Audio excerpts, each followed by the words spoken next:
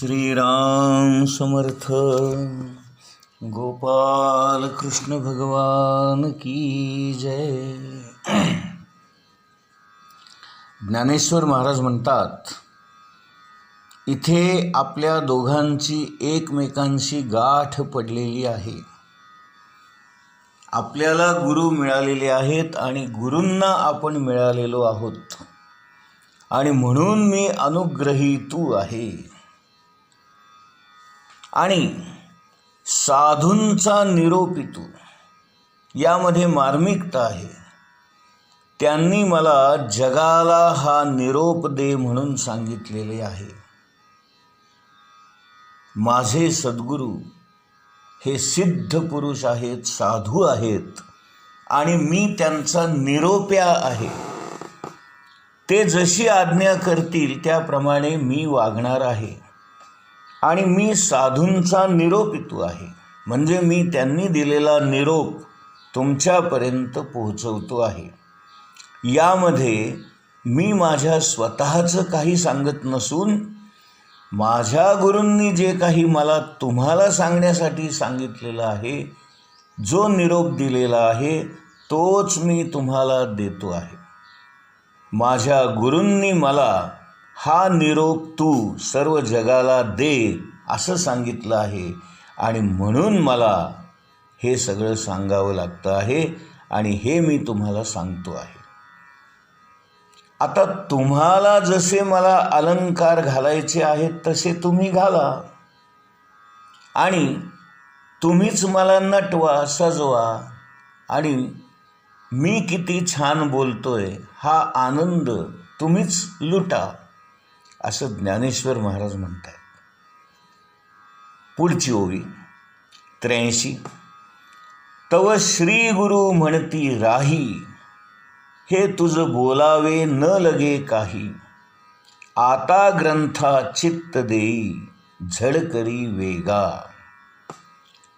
हे सगळं माझं ऐकल्यानंतर माझे गुरु मला म्हणतायत की अरे ज्ञानोबा, तू हे सगळं का सांगतोयस? हे सगळं सांगण्याची काही गरज नाही. तव श्री गुरु म्हणती राही. बाबा, हे तुझं सगळं राहू दे आता बाजूला. हे तुझं बोलावे न लगे काही, हे तू सांगण्याची काही आवश्यकताच नाही आहे. गुरूंचं कौतुक करण्याची काहीच आवश्यकता नाही आहे, आणि तू इतका वेळ माझी सगळी स्तुती करत बसलास. हे आता राहू दे सगळं. तू मला हे सगळं काही सांगण्याची आवश्यकता नाही, कारण तुझ्या मनामध्ये माझ्याविषयी जो काही भाव आहे तो मला कळतोच आहे, तो मी जाणतो आहे, तो मी ओळखलेला आहे. आणि तू परत तुझ्या मुखाने हे सांगणं याची काही गरज नाही, त्याची आवश्यकता नाही. आता ग्रंथा चित्त देई, झडकरी वेगा. आणि म्हणून तू आता लवकरात लवकर गीतेवर भाष्य करण्याची सुरुवात कर. हे बाकीचं बोलणं राहू दे आता. यात सुद्धा एक मार्मिकता आहे, हे लक्षात घ्या. या ओवीतून सुद्धा एक आपल्याला फार मोठा धडा घेता येतो. कुठला? की आपण जे काही करतो आहोत ते आपल्या गुरूंना अगोदरच माहीत असतं, आणि आपल्याला असं वाटतं की आपण आपल्या गुरूंना हे सांगतो आहे, आपण त्यांना शिकवतो आहे, आपण त्यांना नवीन गोष्टी करून दाखवतो आहे, असा आपला भ्रम असतो, असा आपला समज असतो. आपल्याला असं वाटतं की गुरूंना काही येतच नाही आहे, गुरूंना काही माहीतच नाही आहे, गुरूंना काही हे समजतच नाही आहे, मी सांगितलं म्हणून त्यांना कळतं आहे, असं आपल्याला वाटत असतं. परंतु ज्ञानबाची मेख म्हणतात, किंवा यातलं गूढ किंवा अगम्य काय आहे, तर हेच आहे की आपण जे काही करतो आहोत ते आपल्या गुरूंना अगोदरच माहीत असतं. उलट गुरूंच्याच कृपेमुळं आणि त्यांच्या इच्छेमुळंच हे सारं घडून आलेलं असतं, आणि तेच आपल्याकडून या सगळ्या गोष्टी करून घेत असतात. हा भाव आपण आपल्या मनामध्ये ठेवला पाहिजे. पुढच्या ओवीकडे जाऊया. 84 नंबर. या बोला निवृत्तीदासू, पाऊनी परम उल्हासू, म्हणे परियसा मना अवकाशू देऊनिया. निवृत्तीनाथांच्या या सूचनेमुळे, या बोलण्यामुळे निवृत्तीदासही आनंदित झाले आणि ज्ञानेश्वर महाराजांनाही आनंद झाला.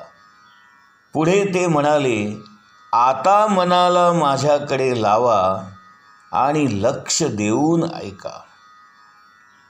या बोला निवृत्तीदासू, पाऊनी परम उल्हासू, म्हणे परियसा मना अवकाशू देऊनिया. आपल्या गुरूंची ही आज्ञा ऐकून गुरूंना जसा आनंद झाला तसा ज्ञानेश्वरांनाही झाला. पाऊनी परम उल्हासू, अत्यंत उल्हसित होऊन अत्यंत परम प्रेमाने, गुरूंवरच्या श्रद्धेने, निष्ठेने त्यांनी आता ग्रंथ सांगण्यास सुरुवात करणार आहेत. आणि म्हणून ते सर्व श्रोत्यांची विनवणी करतायत की म्हणे परियसा मना अवकाशू देऊनिया. मी काय बोलतो आहे हे तुम्ही मन एकाग्र करून, चित्त एकाग्र करून, अख्ख्या शरीराचे कान करून आता मी जे काही सांगतो आहे ते लक्षपूर्वक ऐका, अशी विनवणी ज्ञानेश्वर महाराज करतात. आता इथून पुढे भगवद्गीता सुरू होत आहे आणि भगवद्गीतेतला पहिला श्लोक पहिल्या अध्यायातला आता सुरू होणार आहे. पण तो सुरू होण्यापूर्वी थोडीशी आपण पार्श्वभूमी बघूया. आत्तापर्यंतच्या आपल्या विवेचनातून आपल्या हे लक्षात आलं असेलच की ज्ञानेश्वर महाराजांनी ही भगवद्गीतेवर जी टीका लिहिलेली आहे मराठीमध्ये ज्ञानेश्वरी ग्रंथ या नावाने, ती शंकराचार्यांनी लिहिलेल्या शांकर भाष्य या गीतेवरील भाष्यावर आधारित आणि त्याचं सहाय्य घेऊन किंवा त्याचा अभ्यास करून शंकराचार्यांनी जे काही गीतेचं तत्त्वज्ञान संस्कृतमध्येच मांडलं, त्या शांकर भाष्य या ग्रंथाचा आधार घेऊन ज्ञानेश्वर महाराज आपल्यापुढे भगवद्गीता ही मराठी स्वरूपामध्ये ज्ञानेश्वरीच्या निमित्ताने ठेवत आहेत. शंकराचार्यांनी गीतेचा पहिला अध्याय सांगितलाच नाही आहे. त्यांनी दुसऱ्या अध्यायातल्या 11व्या श्लोकापासून अशोचानन्वशोचस्त्वम इथपासून त्यांनी भाष्य करायला प्रारंभ केला आहे. कारण त्यांना पहिल्या अध्यायामध्ये काही विशेष असं वाटलं नाही. कारण युद्धभूमीचं वर्णन आणि दोन्ही सैन्यामध्ये कोण कोण होतं, कुणी कुणी कोणकोणते शंख वाजवले, कोणती वाद्य वाजवली, त्या सैन्याची रचना कशी केली होती, त्याची मांडणी कशी केली होती, या सगळ्या वर्णनात्मक गोष्टी असल्यामुळे याच्यात काही असं सांगण्यासारखं नाही असं शंकराचार्यांना वाटलं आहे. आणि म्हणून त्यांनी खरी गीता किंवा जिथून भगवंताचा उपदेश सुरू होतो त्या दुसऱ्या अध्यायातल्या 11व्या श्लोकापासून तिथून त्यांनी या गीतेवरचं भाष्य करायला सुरुवात केलेली आहे. हे शंकराचार्यांचं मत आहे. परंतु ज्ञानेश्वरांचं मत असं आहे की ज्ञानेश्वर महाराजांना हा पहिला अध्याय फार महत्त्वाचा वाटतो. कारण मानसशास्त्राच्या दृष्टीने विचार केला तर अर्जुनाच्या मनाची जी मनस्थिती झालेली होती ती जर आपण समजून घेऊ शकलो तर आपल्याला खऱ्या अर्थाने गीता समजेल. अर्जुनाच्या भूमिकेत गेल्याशिवाय आपल्याला गीता समजणार नाही. आणि अर्जुनाच्या आयुष्यामध्ये हे जे काही वादळ निर्माण झालं, ही जी काही अवस्था निर्माण झाली, त्याला इंग्लिशमध्ये सायकोलॉजिकल क्रायसिस असं म्हणतात. सायकोलॉजिकल क्रायसिस म्हणजे मानसशास्त्रीय दृष्ट्या आणीबाणीची परिस्थिती. काय परिस्थिती निर्माण झाली की अर्जुन जेव्हा लढाईला प्रत्यक्ष मैदानामध्ये उतरला आणि जेव्हा त्याने भगवंताला सांगितलं की माझा रथ दोन्ही सैन्यांच्या मध्ये नेऊन उभा कर, कारण कुणाबरोबर मला युद्ध करायचंय हे मला एकदा पाहू दे. आणि ज्या वेळेला तो मध्यभागी येऊन कौरवांच्या सैन्याकडे नजर टाकतो तेव्हा त्याच्या लक्षात येतं, अरे बापरे, या सैन्यामध्ये सारे आपलीच माणसं आहेत, माझेच गुरु आहेत, माझेच नातेवाईक आहेत, माझेच हितचिंतक आहेत आणि माझेच सगळे मित्र आहेत. आणि असं असताना मी त्यांच्याबरोबर युद्ध करून त्यांना मारून मी काय मिळवणार आणि यांना मी कसा मारू, असा विचार केल्यामुळे, त्यांच्याविषयीचं ममत्व निर्माण झाल्यामुळे, त्यांच्याबद्दलचा मोह निर्माण झाल्यामुळे अर्जुनाच्या मनामध्ये युद्ध न करावं अशी इच्छा निर्माण झाली. आणि या मोहामुळे आणि या आपुलकीमुळे आपण युद्ध न करता युद्धभूमीवरून पळून जावं असंही त्याला वाटलं, किंवा भिक्षा मागून जगावं आणि आपला उदरनिर्वाह करावा, परंतु यांना मारू नये असंही त्याला वाटलं. म्हणजे अर्जुनाच्या मनामध्ये ही जी अवस्था निर्माण झालेली आहे, ही जी परिस्थिती निर्माण झालेली आहे, आणि ही निर्माण झालेली असल्यामुळे त्या परिस्थितीतून कसं बाहेर यायचं याचं मार्गदर्शन भगवान श्रीकृष्ण अर्जुनाला करत असल्यामुळे अगोदर जर आपल्याला त्या परिस्थितीचीच कल्पना आली नाही तर भगवंताचं मार्गदर्शन आपल्याला समजणार नाही. आणि म्हणून गीता समजण्यासाठी अर्जुनाची जी मनस्थिती झाली होती, अर्जुनाच्या मनाची जी अवस्था झाली होती, त्या अवस्थेला आधी आपण जाणं हे आपलं कर्तव्य आहे. आपला आधी अर्जुन व्हायला हवा.